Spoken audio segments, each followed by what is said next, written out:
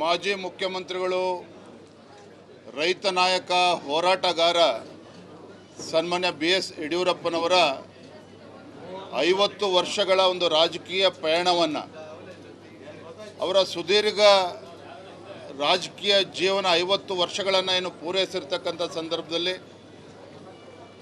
ರಾಜ್ಯದಲ್ಲಿರುವಂಥ ಎಲ್ಲ ಅವರ ಅಭಿಮಾನಿಗಳು, ಎಲ್ಲ ಹಿರಿಯರು ಸೇರಿ ಚಿತ್ರದುರ್ಗದಲ್ಲಿ ಮೇ 9ನೇ ತಾರೀಕು ಅಭಿಮಾನೋತ್ಸವವನ್ನು ಹಮ್ಮಿಕೊಂಡಿದ್ದಾವೆ.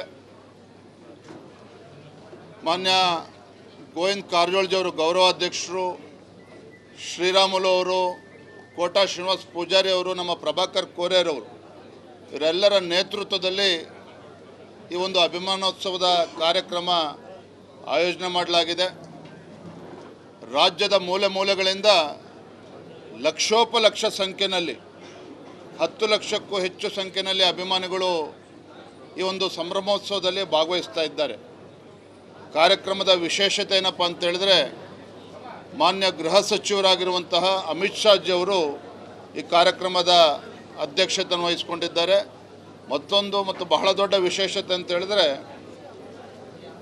ರಾಜ್ಯದ ಎಲ್ಲ ಸಮಾಜಗಳ ಮಠಾಧೀಶರುಗಳು, ಗುರುಗಳು ಎಲ್ಲರೂ ಸಹ